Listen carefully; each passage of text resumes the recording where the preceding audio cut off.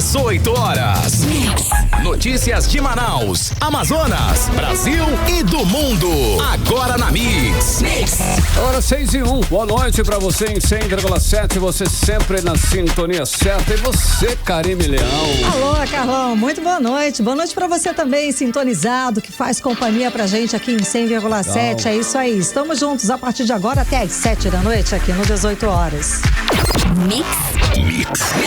Participe conosco, hein? Você aí que tá sempre ligadinho em 100,7 no melhor mix do Brasil. Participar do 18 horas é fácil, é só mandar um zap pra gente aí, que é o 994887592, à sua disposição, né, Karime? Exato, Carlão. A gente quer saber aí o que você pensa, a sua opinião a respeito dos assuntos que a gente aborda aqui no 18 horas. Manda um áudio pra gente, manda aí uma mensagem, a gente gosta. Mix.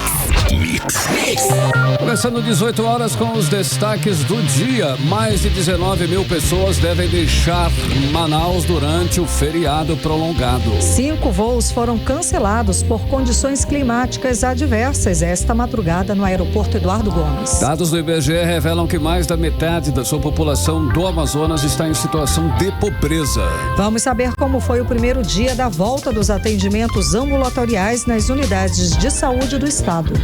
Para 6:03, mais uma vez, hein? Boa noite pra você em 100,7. Você na sintonia certa no melhor mix do Brasil. Vai ficar por dentro, hein? Dos destaques do dia. Hoje, sexta-feira, 8 de dezembro de 2023, no ar, 18 horas. 18 horas. E a sexta-feira com feriado e tudo, hein? Olha só, hoje é o dia, né, da padroeira do Amazonas, que é Nossa Senhora da Conceição. Dia de trânsito, inclusive, tranquilo, na boa, grande parte do comércio fechado, um dia nublado, um dia, né, tranquilo, dia desacelerar, ficar de boa e aproveitar aí o final de semana, que é prolongado, né, Karime? Exato, né, Carlão? Vamos aí tirar o pé do acelerador. Afinal de contas, faltam aí pouco mais de 20 dias, gente, para o fim do ano. E foi aí mais um ano difícil para a maioria dos brasileiros. Daí, nada mais justo do que aproveitar um fim de semana prolongado para relaxar, desconectar, esquecer que temos boletos vencidos e a vencer também. Bom, é dia aí, né, Carlão, de abrir uma breja, uma gelada, de confraternizar com os amigos, uma boa conversa é a grande chave pra gente relaxar, né, não? Afinal, não dá pra ver a vida passar só trabalhando e pagando boleto, tá? A gente tem que viver assim com intensidade, com alegria e no fim das contas recarregar as energias para voltar a ter aquela esperança boa, né? Para dias melhores. Sem dúvida, Karime, já que nós estamos aí com feriados, né, vamos começar falando da Operação Viagem, né, que é importante você ficar sabendo aí como fiscalizações nos transportes intermunicipais, que começou hoje, hein, Karime? Então, atenção, fiquem atentos, você que quer viajar, né, Karime? Nas saídas da cidade, exato, Carlão. Porque são esperados aí cerca de 19 mil pessoas que devem deixar Manaus durante esse feriado prolongado da padroeira do Amazonas. Vamos acompanhar os detalhes agora com a Jané Araújo.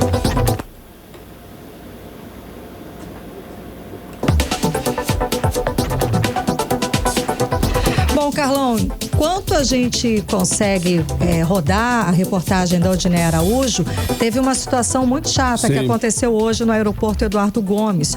Voos foram cancelados. Passageiros precisaram embarcar ou desembarcar no aeroporto de Manaus. No início desta sexta-feira, tiveram voos alterados. Foram 5 voos cancelados por condições climáticas adversas. Karime, os passageiros só foram informados na hora, inclusive, do embarque, o que gerou, é claro, confusão e revolta. Inclusive, muitos usaram as redes sociais para reclamar das longas filas que foram formadas lá no saguão. Outra passageira que veio de Porto Velho chegou em Manaus e teve que voltar porque o avião não pôde pousar.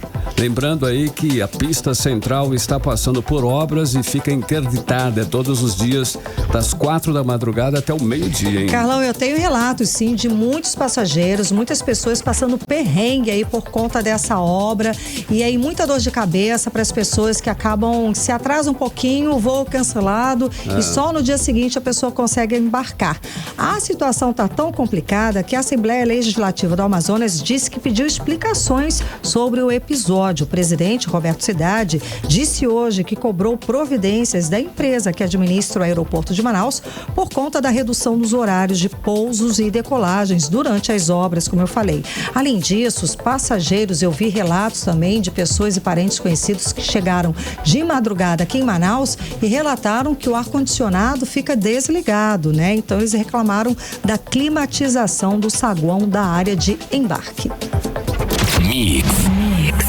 Olha, Karime, agora nós vamos voltar àquela matéria sobre o feriado prolongado. Inclusive, que você falou, mais de 19 mil pessoas devem deixar a capital durante esse feriado. Então, atenção você para os detalhes aí da fiscalização na reportagem de Odineia Araújo.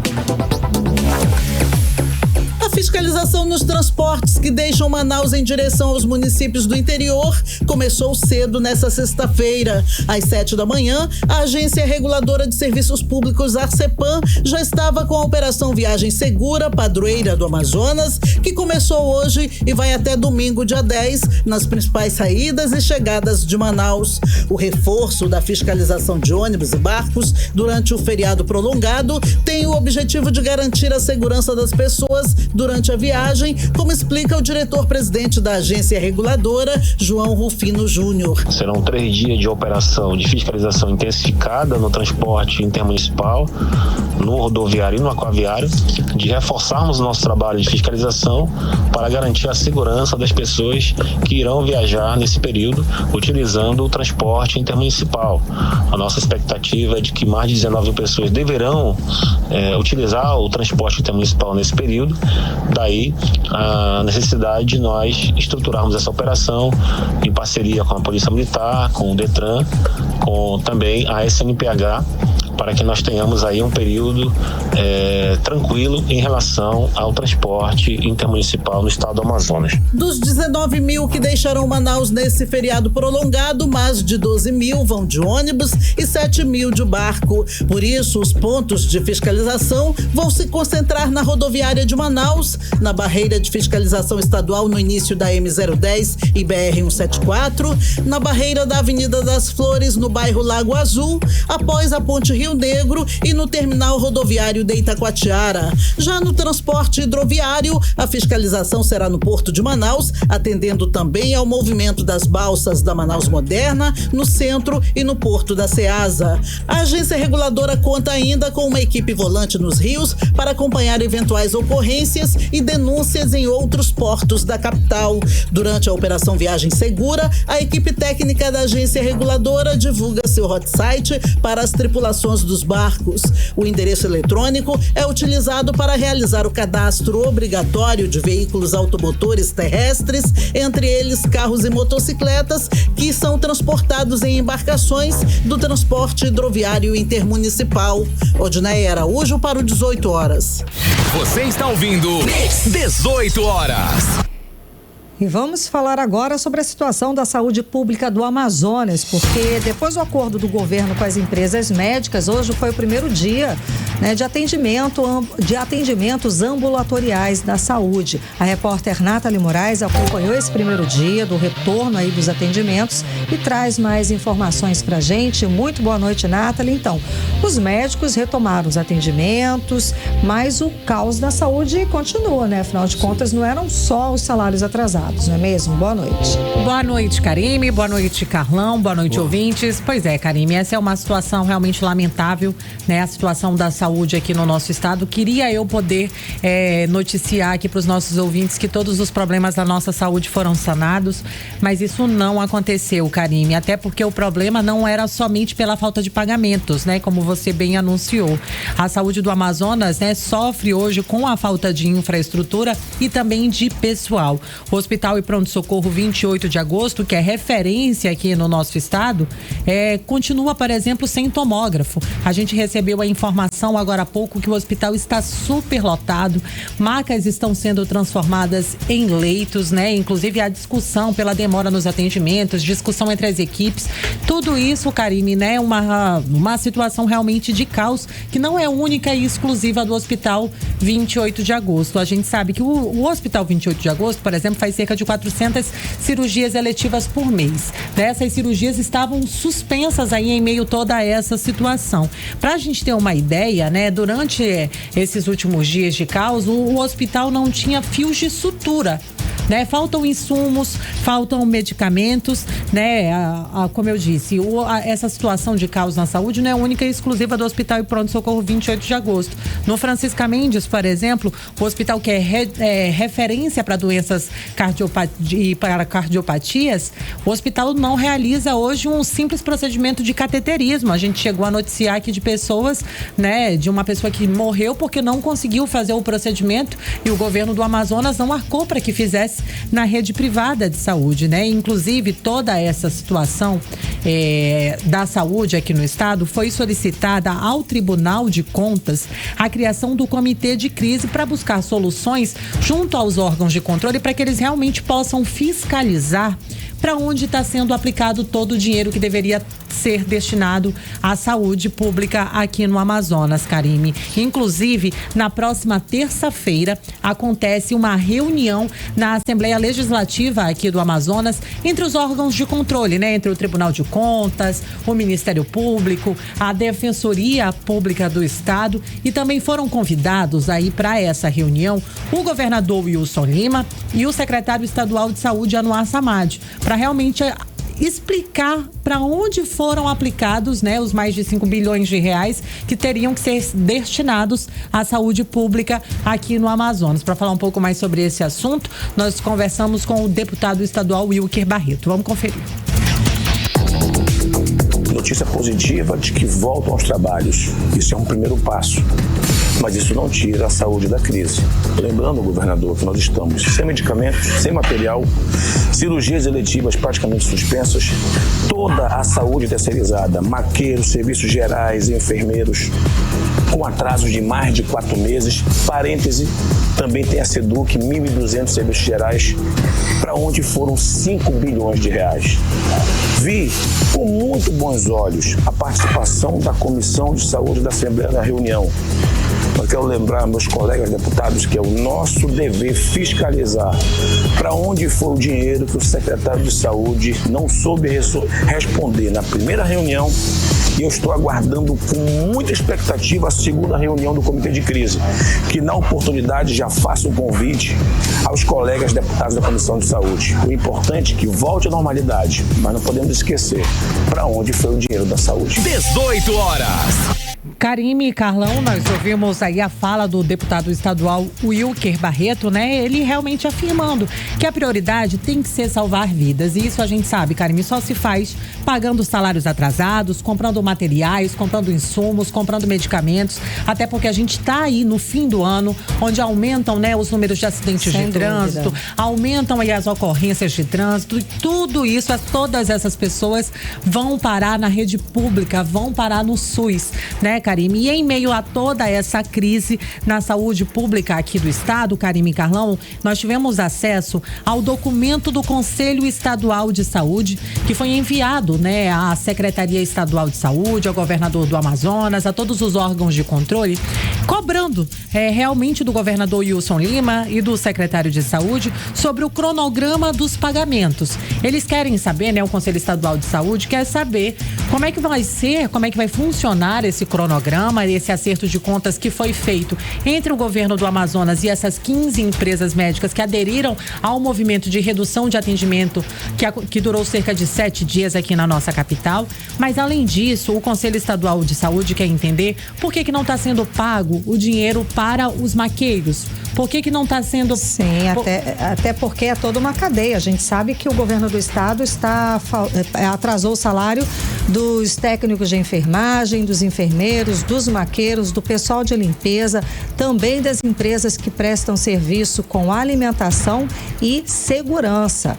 Os vigilantes, o pessoal da segurança que trabalha para o governo do estado, fazendo a segurança pública para os órgãos do governo, estão sem receber e já protestaram também. Exatamente, Karime. O documento frisa também que não são atrasos referentes somente aos últimos 4 meses, né? Sim. Não é só de agosto para cá. E os anos de 2021 e 2022, né? Onde várias categorias também estão sem receber. Não são só os médicos, né? Esse movimento todo veio, né? Ganhou uma grande repercussão em todas as emissoras, em toda a mídia, por conta da redução dos atendimentos médicos. Mas o documento também frisa, Karime, sobre a contratação direta dos enfermeiros, dos quase 2.000 profissionais que foram contratados aí via TAG, né? O termo de ajustamento de gestão, aprovado aí pela Assembleia Legislativa do Estado. E aí foi sancionada, essa contratação, né? Foi assinada e aprovada pelo governador Wilson Lima, mas o Conselho Estadual de Saúde quer entender por que foi feita essa contratação direta, já que o Estado não reconhece situação de calamidade, já que nós não estamos em situação de emergência. Essa contratação seria irregular? Pois é, até porque a gente sabe que tirou aí os profissionais com experiência, qualificados em trabalhar em UTIs, o pessoal do IET, que trabalha há mais de 30 anos nas UTIs, das unidades hospitalares do estado do Amazonas. Eles simplesmente saíram, né, da noite para o dia. A gente falou sobre isso várias vezes aqui no 18 Horas, para contratar profissionais sem essa experiência, ou seja, o governo do estado sequer pediu essa experiência na hora da contratação, e profissionais que vão ganhar um salário menor. Cerca de R$800 a menos do piso nacional, Karime. Né? Uma situação realmente bastante preocupante. E na noite de ontem, o Sindicato dos Médicos aqui no estado fez uma entrevista coletiva, e quem participou dessa entrevista coletiva foi o deputado federal Sidney Leite. O deputado federal, ele fez um alerta sobre essa falta de gestão na saúde pública aqui no Amazonas. Vamos conferir. Então, nós temos um problema de governança, muito sério. E um exemplo claro está aqui na saúde. Quando se atrasa o pagamento de trabalhadores, porque não é só médicos, o Estado tende a excesso de arrecadação. Então, nós temos um problema muito sério, porque o próprio Estado descumpre o orçamento que encaminha para a Assembleia, que é um poder legislativo que aprovou aquilo que virou uma lei, que é a lei orçamentária do Estado do Amazonas. 18 horas. Karime e Carlão, nós ouvimos aí a fala do deputado federal Sidney Leite, né? Falando sobre a má administração do nosso dinheiro, né? Não é dinheiro público, é o nosso dinheiro que deveria ser aplicado na saúde, e a gente sabe que não vem sendo aplicado de maneira adequada, né, Karime? E aí nessa coletiva, né, foi os profissionais, o Sindicato dos Médicos convidou a imprensa para prestar esclarecimentos sobre a situação na saúde pública. O presidente do sindicato, o doutor Mário Viana, alertou que esse problema está longe do fim. Por quê, né? Não é um problema, como a gente já falou aqui agora, não é um problema que atinge somente a classe médica, mas durante toda a coletiva, o Mário Viana destacou o desabastecimento, por exemplo, na central de medicamentos aqui do estado. É uma situação na qual eu acho que todos os repórteres aqui do 18 Horas, né, já acompanharam. Eu mesma, na última semana, acompanhei a falta de alimentos para as crianças que são traqueostomizadas, né? Faltam fraldas, faltam medicamentos, e o Sindicato dos Médicos está fazendo um alerta para esse desabastecimento que pode colapsar a qualquer momento, segundo o doutor Mário Viana, que é presidente do Sindicato dos Médicos aqui no estado. Vamos conferir.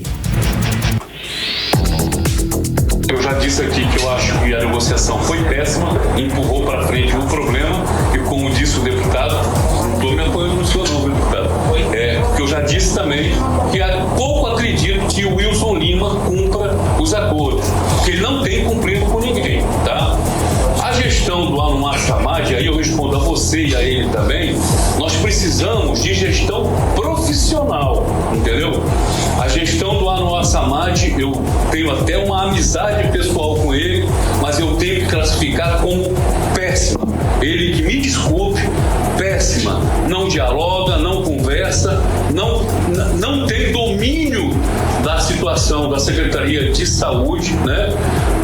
fiquei sabendo que a SEMA deve colapsar dentro de alguns dias, se não houver, só deve estar sabendo disso, que entrega, né, ou melhor, financiamento para a compra dos medicamentos e insumos em geral, inclusive químicos, etc., OPME, para a saúde do Amazonas. Ela está com seu estoque, não sei exatamente em que percentual, mas muito baixo, né? Então a situação é muito mais grave.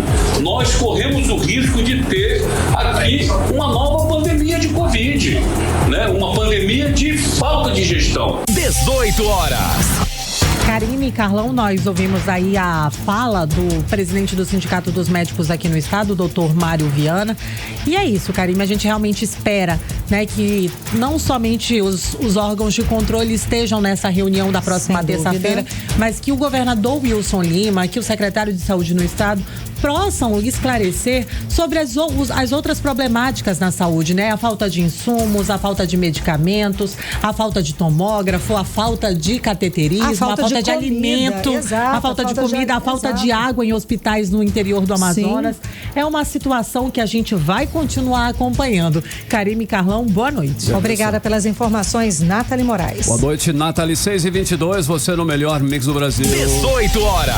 Olha, o Amazonas tinha no ano passado mais da metade da sua população em situação de pobreza. Em números absolutos, os que estão em situação de pobreza chegam a 2,2 milhões de pessoas, enquanto os extremamente pobres são 438 mil pessoas, hein, Karine? Carlão, esses dados são do IBGE, do levantamento da síntese de indicadores sociais de 2022. O repórter André Meirelles, ele acompanhou todas essas informações, esses gráficos, está aqui ao vivo com a gente, tem mais informações a respeito desse quadro social aqui do estado do Amazonas. Boa noite, André. Então, o Amazonas é o segundo estado com maior porcentagem de pessoas em situação de pobreza, não é isso, André? Boa noite. Muito boa noite, Karine, boa noite, Carlão. Boa noite a você que nos acompanha ao vivo aqui na 100.7 e também pelo YouTube. Sim, o Amazonas é o segundo estado com a maior porcentagem de pessoas em situação de pobreza. O quadro da pobreza no estado atingiu 2.200.000 de pessoas, isso total em todo o estado aqui do Amazonas. Isso acaba representando 55,1% da população total e coloca o Amazonas com o maior percentual da região norte. Já em nível nacional, o estado fica atrás apenas do Maranhão, com 56,7%. A gente tem também os dados do ano de 2021, onde o percentual aqui no Amazonas foi de 58,4%. Já a variação em 2022 mostra aí a diminuição de 103 mil pessoas no grupo da pobreza. Segundo o IBGE, que é o Instituto Brasileiro de Geografia e Estatística, embora o Amazonas tenha melhorado o percentual da extrema pobreza em relação também a 2021, o estado ainda ocupa uma posição na comparação com os outros estados, né? Uma posição assim incômoda, né? Com a comparação com os outros estados daqui do Brasil. E em situação de pobreza, o Amazonas também apresenta destaque negativo, sendo o segundo maior percentual de população a nível nacional nesse indicador aí nessa pesquisa, né? E vários são os fatores que influenciam a renda domiciliar per capita, né? Entre eles estão aí a taxa de desemprego alta aqui no estado, salários baixos, alta informalidade, né? Grande número de pessoas atreladas aos programas sociais do governo, entre outros, né? Mesmo assim, a pesquisa verificou que os programas sociais colaborou com a desigualdade,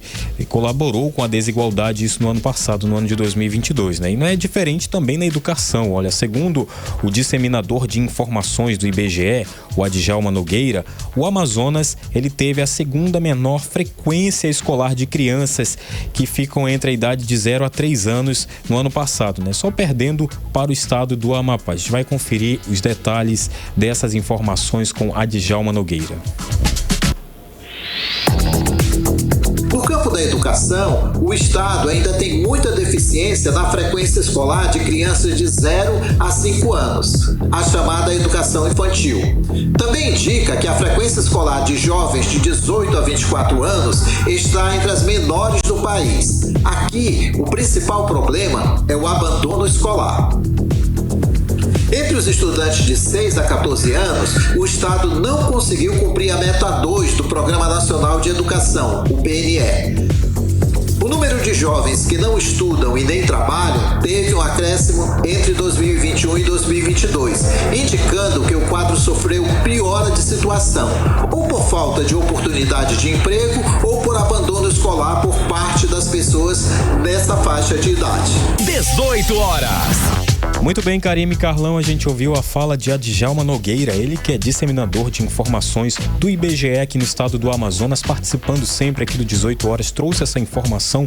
Olha, também para complementar aqui, segundo os dados do IBGE, o número de jovens de 15 a 29 anos que não trabalham e nem estudam aqui no estado passou de 312 mil lá em 2021 para 324 mil, fechando aí os dados em 31 de dezembro de 2022, e ao todo 28% dos jovens nessa faixa de idade estavam nessa condição ano passado, né? Em termos percentuais, na região norte, o Amazonas ficou atrás apenas de 2 estados, né? Que Acre e Amapá ficaram com 31%, né? E entre os jovens que declaram só estudar, o percentual foi de 26,9%, ou seja, desse percentual aí a gente calcula aqui que são 311 mil jovens, né? Sem estudar. Já os que estavam somente trabalhando foram de 34,7%, ou seja, nos números são 401 mil jovens, isso aqui no estado do Amazonas, Karime Carlão. 300 mil jovens só estudando, né? E os outros 400 e poucos só trabalhando. Ok, André Meirelles, obrigada pelas informações, boa noite. Boa noite, André Meirelles. 18 horas. Agora 6 horas e 27 minutos, vamos direto para Brasília, vamos conversar com o nosso correspondente, o jornalista Carlos Eduardo Matos. Cadu, boa noite, Cadu, bom te ver, seja bem-vindo. Então, teve deputado do Amazonas acompanhando o ex-presidente Bolsonaro para a posse do presidente eleito lá da Argentina. Cadu, conta aí, conta essa né, esse afeto. Façanha. Essa façanha, esse afeto diplomático, digamos assim, diga lá. Boa noite, Karime, boa noite, Carlão, boa noite, ouvintes do 18 horas. Eu só queria pedir pro pessoal da produção nos ajudar com o áudio, que eu estou me ouvindo, Karime. É ruim, né? E ainda tem um delayzinho, dá uma eu fico confusão, me ouvindo, gente. aí eu não consigo ouvir vocês. Sim, dá uma confusão dessa. Melhorou? Melhorou, vamos lá? Agora sim? Não, ainda estou me ouvindo. Ainda está. Gente, dá uma confusão quando vocês, né? Agora? Nossa, eu fico embaralhado. Eu não tenho essa experiência de vocês, não. Agora melhorou. Então legal. Vamos lá. Vamos lá? Vamos lá. Agora sim, galera. Boa noite, Karime, Carlão, meus queridos. Boa noite, ouvintes, a todos que nos acompanham ao vivo. Karime, o deputado federal, capitão Alberto Neto, está lá em Buenos Aires acompanhando a comitiva liderada pelo ex-presidente Jair Bolsonaro.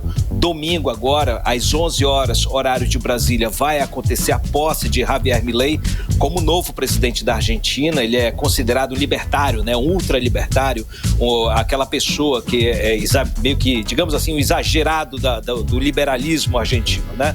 Então, Bolsonaro já está por lá, foi um dos primeiros a chegar, inclusive, ele já fez aparições públicas nas ruas lá de Buenos Aires, reuniu muita gente, fez aquelas fotos, aquelas selfies e tal.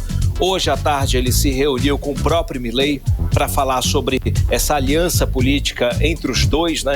Claro, importante a gente frisar, Karime, Jair Bolsonaro está tentando tirar um dividendo político da ausência do presidente Lula na posse de Milei.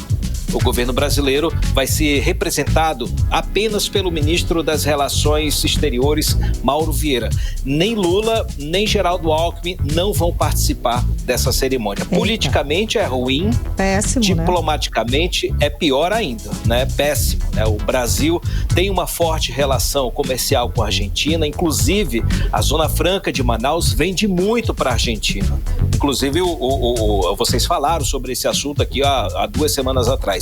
Uma ruptura diplomática pode gerar efeitos catastróficos no faturamento, inclusive, das indústrias do Amazonas. E quando se mexe em faturamento, claro, isso compromete muitos empregos aí em Manaus e pode colocar muitas famílias em situação difícil, né?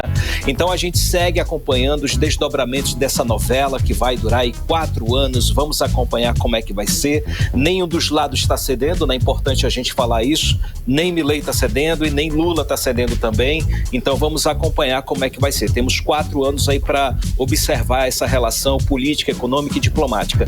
Mas domingo vai ser um fato político que vai mobilizar apenas a extrema-direita. É um evento da extrema-direita, viu? O deputado Capitão Alberto Neto, que faz parte desse grupo, está lá para fomentar a narrativa pró-Bolsonaro. Inclusive, ele já fez várias postagens, já fez live lá acompanhando o presidente Bolsonaro em Buenos Aires.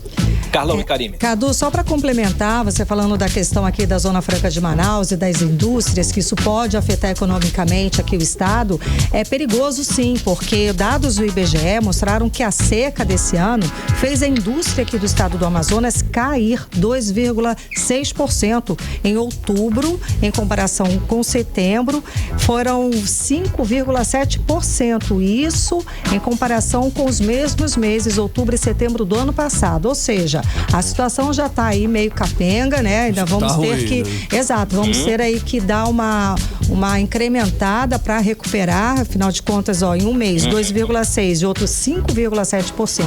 Ainda mais com essa previsão aí conturbada, não é nada bom. Cadu, olha só. O presidente Lula... Diga. Pode prosseguir, Carlão. Não, manda aí. Não, que o presidente Lula e sua equipe diplomática e a equipe econômica vai ter que ser um pouco mais condescendente, vai ter que ser um pouco mais amistoso, né? Diplomático, né? O negócio aí tá pessoal demais, né, Cadu? Tá pessoal demais, tá ideológico demais isso daí. Eu acho que a polarização tá muito forte na América do Sul, né? Exatamente. Na América do Sul como um todo. É uma briga ideológica. Sim, diga, Carlão. E Cadu, olha só, o governador Tarcísio de Freitas, que é lá de São Paulo, quer que a CID prevista para as empresas do Amazonas, da Zona Franca, de novo a Zona Franca aí na Berlinda, seja retirada da reforma tributária. Explica aí essa treta aí, essa situação aí. Pô, o que tá vendo, Cadu? Eu tô lembrando daquele emoji que a gente coloca no Zap, o Carlão, aquele bonequinho correndo e aquelas explosões atrás dele. É assim que tá a Zona Franca, a nossa gente. Zona Franca. É uma crise atrás da outra. Todo lado vem bomba. É só bomba. Olha, a de hoje foi que o governador de São Paulo, Tarcísio de Freitas, ele deu uma entrevista dizendo que conversou com o relator da reforma tributária na Câmara, o deputado Aguinaldo Ribeiro, sobre a CID Zona Franca. A gente falou sobre ela, que é uma contribuição que vai servir de colchão, digamos assim, para as indústrias do Amazonas. Ela vai compensar as empresas instaladas no polo industrial de Manaus que vão claramente sofrer com os impactos da reforma tributária. Por quê? O IPI, que é um dos impostos que fazem parte dos incentivos fiscais, vai ser suprimido, ele não vai existir mais, ele vai ser incorporado a outros 4 impostos, né? Então, e aí ele vai se tornar o IBS, que é o Imposto sobre Bens e Serviços. Então, com essa mudança, vai também mexer nos incentivos fiscais, todo o mecanismo de incentivo vai mudar. Então, o senador Eduardo Braga, como relator no Senado, ele criou essa CID, que é uma contribuição para fazer essa compensação dessa perda financeira das empresas. Faz sentido. Só não faz sentido para o governador Tarcísio de Freitas. Ele disse que essa CID Zona Franca não faz sentido, então ele disse para o relator, o Aguinaldo Ribeiro, que se a bancada votar a favor do relatório, do texto que veio do Senado, que foi relatado por Eduardo Braga, os deputados de São Paulo vão votar contra o Estado de São Paulo. Então vai virar essa briga de Estado contra Estado. Vamos nos preparar para os próximos capítulos, para os próximos dias, porque a reforma tributária vai ser votada possivelmente na semana que vem. Possivelmente. Então eu separei um trecho da fala do governador Tarcísio de Freitas sobre essa CID Zona Franca. Vamos ouvir. Se a gente tem uma reforma tributária e o objetivo dessa reforma é eliminar a guerra fiscal, a gente não pode trazer a guerra fiscal, a gente não pode trazer a guerra tributária para dentro do texto constitucional. Então é um pouco disso que a gente tratou, a preocupação, né, com a indústria paulista, sobretudo, né, com algumas distorções, com algumas coisas que a gente entende trazem prejuízo para nós. Estou falando da CID, da Zona Franca. A CID da Zona Franca, desculpa, é algo que traz beneficência muito grande, não faz o menor sentido. 18 horas.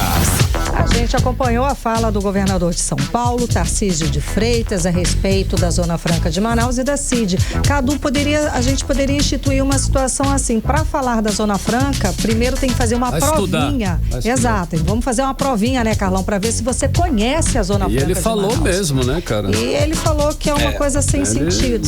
Não dá, né? Ele falou, ele desdenhou. Porque o São Paulo... É porque São Paulo é um país, né? Na opinião de quem... É um estado paralelo. Para eles não existe Nordeste, não existe o Norte. Inclusive, ele também colocou nessa berlinda aí as concessões à indústria automobilística no Nordeste. Tem várias fábricas de carros, de caminhões em estados da região Nordeste, e o relator, Eduardo Braga, na época, ele fez algumas concessões a essa indústria, justamente por causa das diferenças regionais. E aí, o Tarcísio de Freitas está atacando, inclusive, o Nordeste.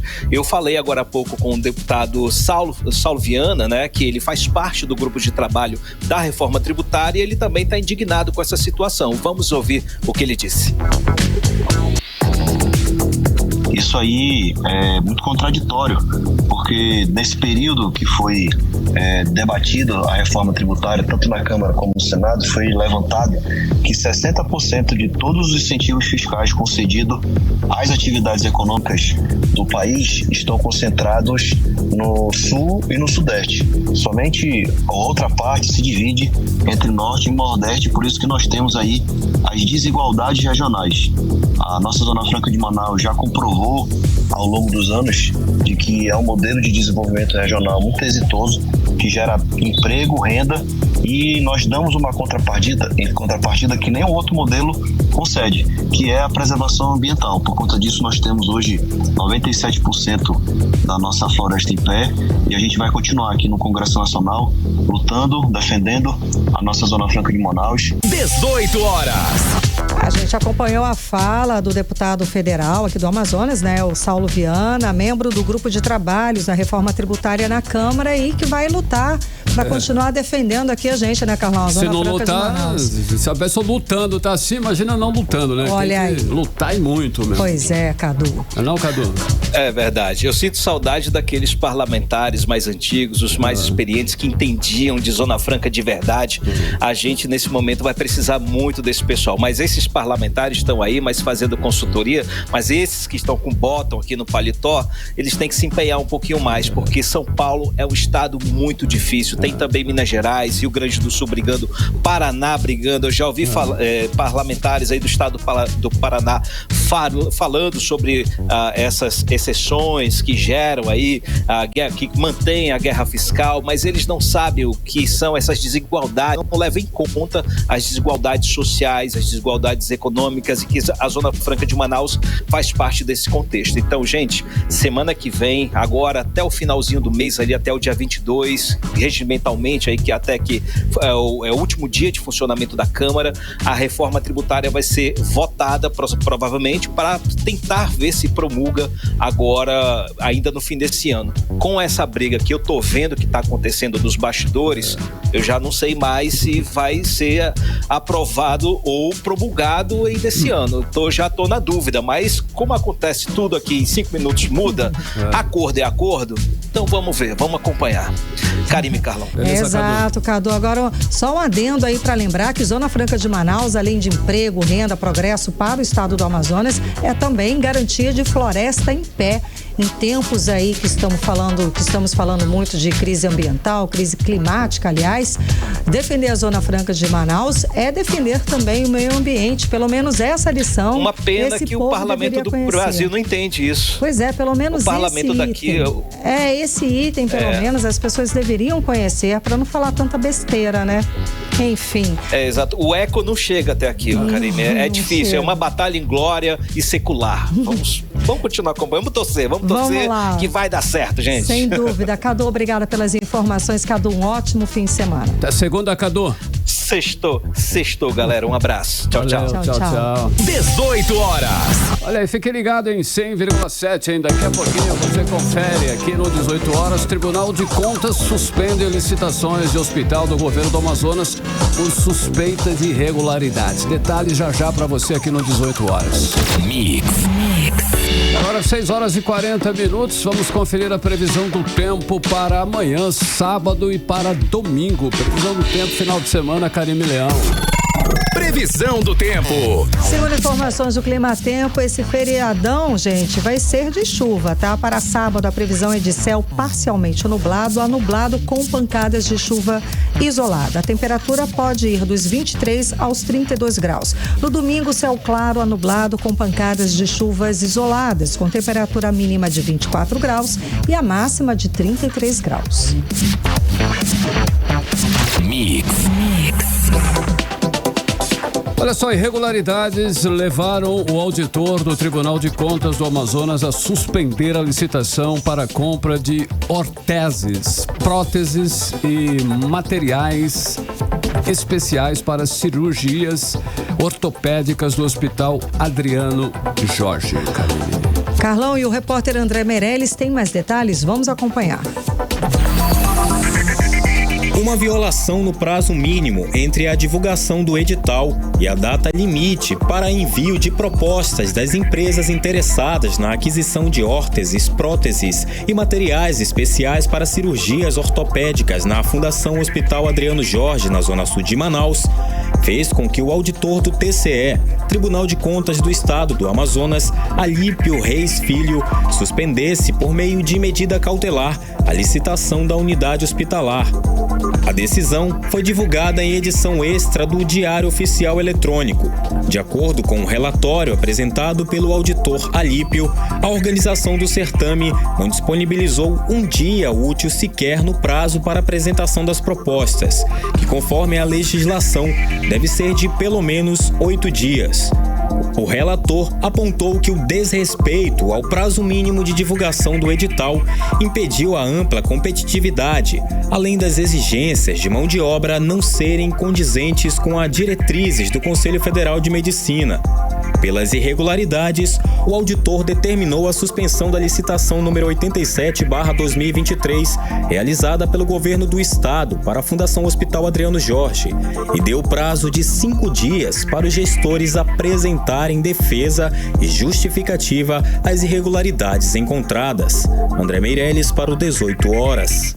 Você está ouvindo 18 horas. Agora 6h43. Olha só, o Manauara vai pagar mais pelos impostos municipais. É que a unidade fiscal do município, que é a base de cálculo do imposto e multas aqui em Manaus, vai ter um aumento de 3% no ano que vem. O valor foi fixado em R$ 139,82. Exato, Carlão. Essa unidade fiscal é o índice base para cálculo dos tributos municipais, multas, penalidades tributárias e administrativas da prefeitura. O reajuste vai afetar, por exemplo, o valor do IPTU, alvará e imposto sobre serviço, o ISS. Bom, o aumento anunciado pela Prefeitura de Manaus na quinta-feira passa a valer a partir do dia 1º de janeiro de 2024. Mix. Olha, o horário de funcionamento do comércio, começa a ser ampliado a partir da próxima semana para antecipar já as compras de fim de ano, hein, Karine? Então, é muito bom, porque a ampliação do horário também vai ser gradual até o dia 23, quando as lojas do centro vão funcionar até as 10 da noite, gente, e as do shopping até a meia-noite. Detalhe, alguns supermercados vão fazer viradão para essas festas. Vamos acompanhar os detalhes agora com a Janaína Araújo. A partir de segunda-feira, dia 11, até o sábado, dia 16 de dezembro, as lojas do centro de Manaus e bairros comerciais vão ampliar em 2 horas o seu horário de funcionamento. Com isso, as compras para o fim de ano poderão ser feitas até às 8 da noite.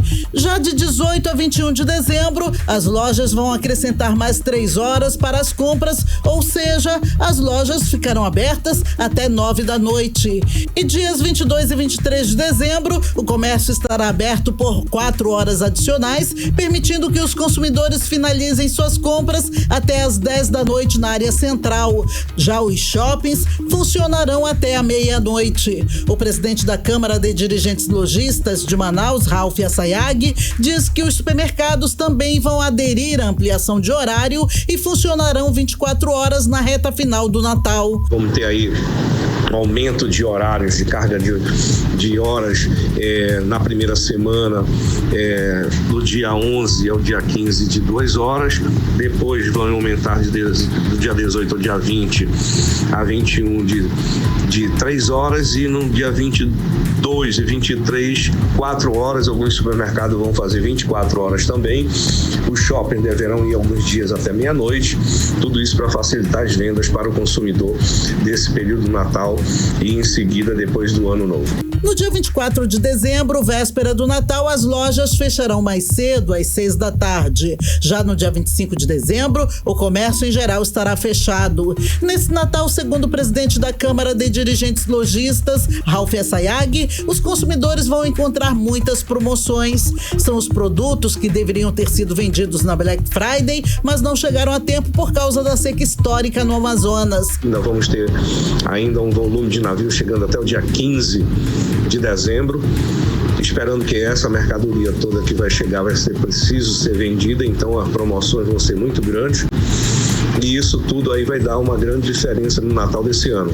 Então, o Natal desse ano é diferenciado, já que ninguém gastou tanto e ninguém comprou tanto no Black Friday. A previsão é de que o faturamento do comércio nesse Natal seja de R$1,5 bilhão de reais. No período de 26 a 30 de dezembro, o horário do comércio volta a ser estendido em 3 horas, oferecendo ao consumidor oportunidade para comprar até 9 da noite. No dia 31 de dezembro, as lojas fecham mais cedo, ao meio-dia, e no dia 1º de janeiro de 2024, o comércio estará fechado. Odinei Araújo para o 18 horas. Você está ouvindo 18 horas. Olha, alunos da região norte registraram as notas mais baixas no Programa Internacional de Avaliação de Estudantes, o PISA, de 2022, hein, Karine? Carlão, e esse programa, ele mede o desempenho dos estudantes de 15 anos de idade em matemática, leitura e ciências. Detalhe que as habilidades em matemática receberam um maior foco nesta edição, como explica a repórter Nathalie Moraes. Entre os alunos brasileiros de 15 anos, ou seja, aqueles que acabaram de cursar o ensino fundamental 2, 73% ficaram abaixo do nível 2 em conhecimentos matemáticos no Programa Internacional de Avaliações de Estudantes de 2022. Isso significa que esses adolescentes não conseguem fazer operações simples, como comparar as distâncias percorridas por um carro em 2 caminhos diferentes. Mais preocupante ainda é o desempenho dos estudantes brasileiros quando separado por nível de conhecimento. 4 em cada 10 alunos está abaixo do nível 2 em todas as áreas. Em matemática, por exemplo, isso significa que 7 em cada 10 estudantes não são capazes também de converter preços de uma moeda diferente da nossa. Somente 2,6% do total atingiram os níveis 5 e 6 em algum dos quesitos testados. Os alunos da região norte registraram as piores notas do Brasil, as mais baixas. O professor Lambert Melo, coordenador da Associação de Professores do Amazonas, destacou a falta de compromisso do poder público com a educação na nossa região. Um monte de problemas, então, que acabam levando a essa péssima qualidade, onde realmente uma verdadeira aprendizagem não acontece. Consequentemente, não temos uma política séria para a busca dessa melhoria, dessa qualidade.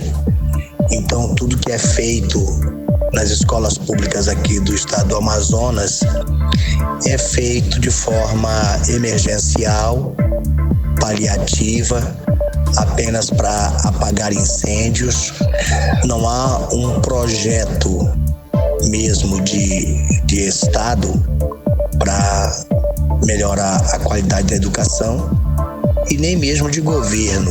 Nathalie Moraes para o 18 horas. Você está ouvindo 18 horas. Agora são 6 horas e 49 minutos. Olha só, apesar dessa situação em que se encontra, né, um estudo aí, essa questão que nós acabamos de ouvir nessa matéria acima, tem aí algumas exceções, né, Karine Leão? Olha só, como, né? Com apenas 10 anos de idade, houve essa. O pré-adolescente amazonense Luan Gama, ele surpreendeu 10 anos, hein? Ele surpreendeu ao ser aprovado no vestibular da Universidade do Estado do Amazonas para o curso de licenciatura em matemática. Pois é, né, Carlão? Surpreendeu, porque ele é estudante de escola pública. Luan é o verdadeiro gênio. Rodrigo Soares tem mais detalhes sobre essa aprovação. Vamos acompanhar. O pequeno gênio Luan Gama viveu a experiência de ser aprovado no vestibular aos 10 anos. Luan prestou o exame da Universidade do Estado do Amazonas pela primeira vez, só para testar os conhecimentos, e passou para o curso de licenciatura em matemática. O estudante conseguiu alcançar 41,6 pontos na primeira fase do certame e 50,72 pontos na segunda fase. Com isso, Luan ficou na 13ª colocação da classificação final dos aprovados, com uma nota final de 46,19. Luan comemorou esse momento de alegria nas redes sociais. Eu passei na UEA para fazer licenciatura em matemática. Estou muito feliz, até porque eu tenho 10 anos, eu sou de escola pública, mas apesar disso tudo, eu ainda estudo muito.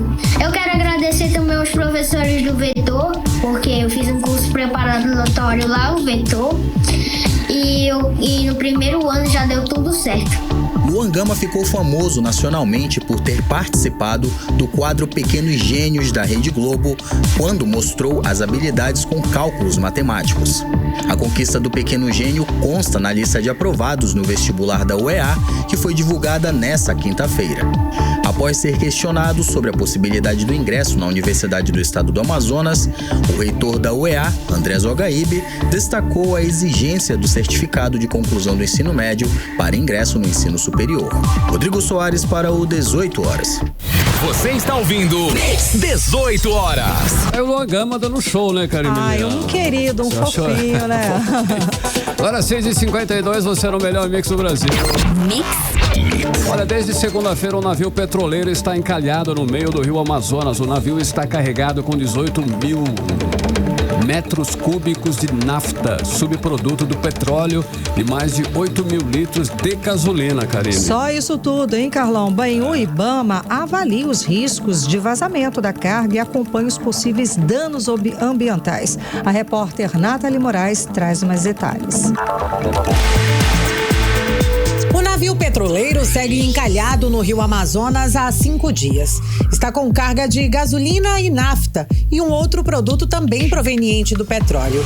De acordo com o superintendente do IBAMA no Amazonas, Joel Araújo, o órgão avalia o risco de vazamento e contaminação das águas e a empresa foi notificada para apresentar as licenças ambientais. O IBAMA do Amazonas notificou a empresa REAM, Refinaria da Amazônia, para apresentar as licenças ambientais do navio Minerva Rita, que encontra-se fundeado nas proximidades de Itacoatiara, sob risco de derramamento de combustíveis. Então o IBAMA se antecipa a qualquer possibilidade de desastre ambiental e já intervém junto à empresa para que tome as providências para evitar qualquer tipo de dano ambiental na área. A embarcação tombou ao passar por uma área rasa conhecida como Pedral do Guajará, nas proximidades do município de Itacoatiara, na última segunda-feira.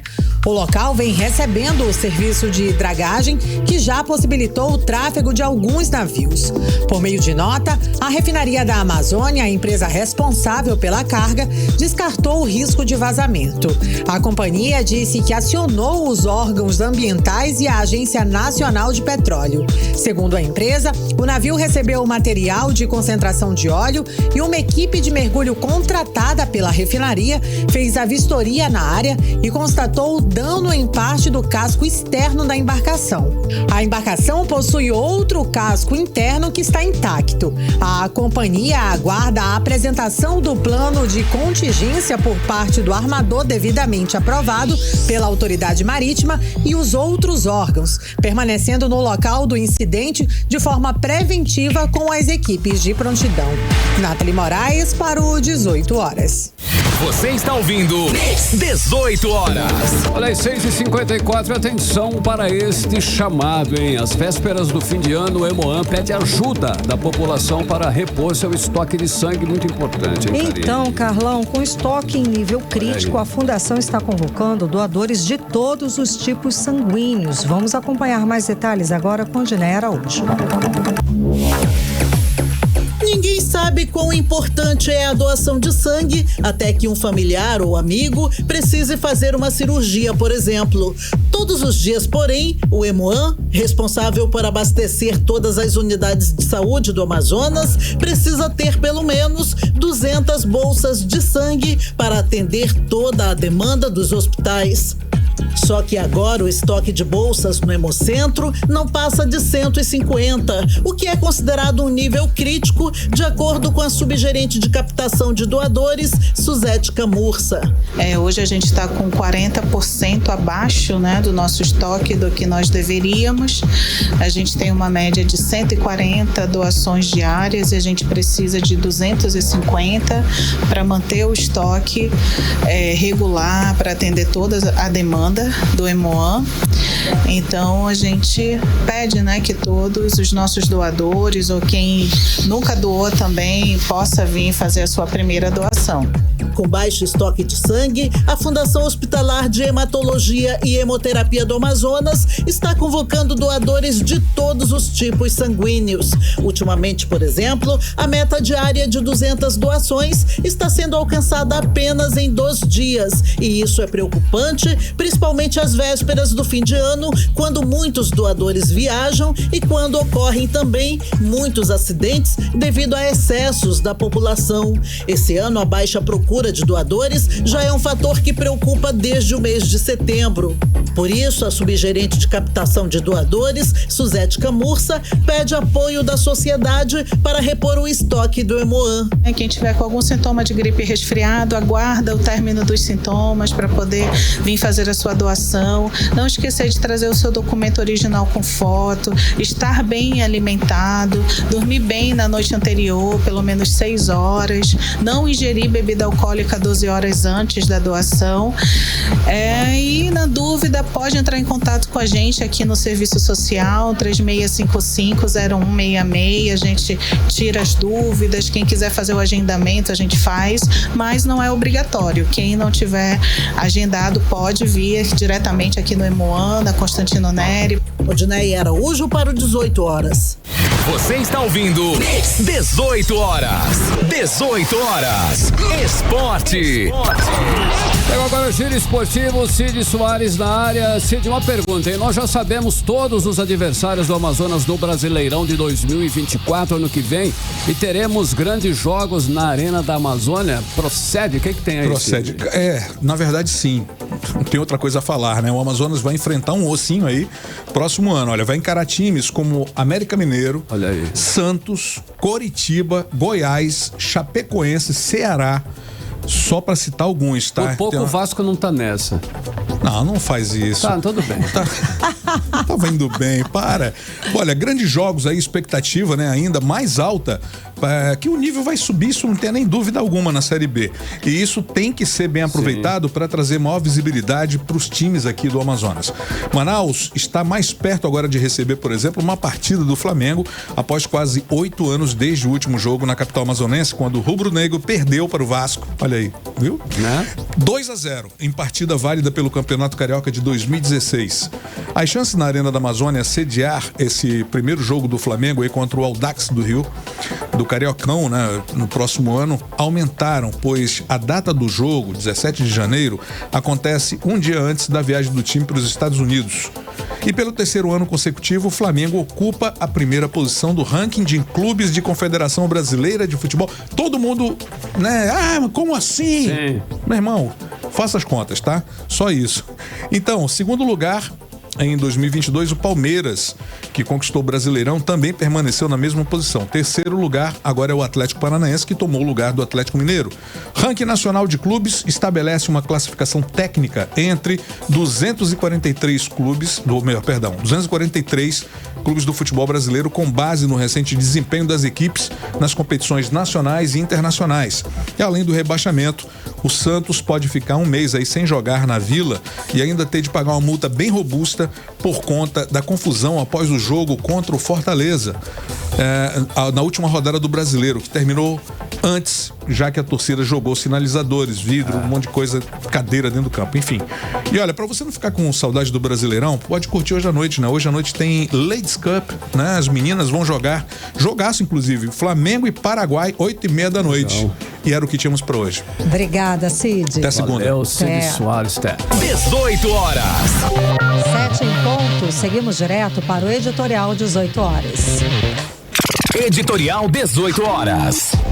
O acordo do governo do Amazonas com as empresas médicas tem um detalhe que não pode passar despercebido. É um sinal de que as empresas e os médicos especialistas venham a receber o que o governo lhes deve até o ano que vem. Mas continuam os problemas de pagamentos para empresas e fornecimento de mão de obra, de enfermagem, segurança, maqueiros e outras. Não há no acordo nada sobre as condições de trabalho denunciada pelas próprias empresas. E principalmente também, como denunciado, não há nada no acordo sobre resolver a falta de insumos e medicamentos para os pacientes. Esses graves problemas foram utilizados na hora das reivindicações e não podem ser esquecidos. Não pode haver dúvida sobre o interesse de resolver os problemas da saúde como um todo e não apenas de setores com maior poder de pressão. Afinal, a saúde é um direito de todos. 18 horas. 7-1, Karime, até segunda. Boa noite, um beijo, até segunda. Até segunda. Você ouviu 18 horas. Você está na Mix, o melhor mix do Brasil. Rádio Mix.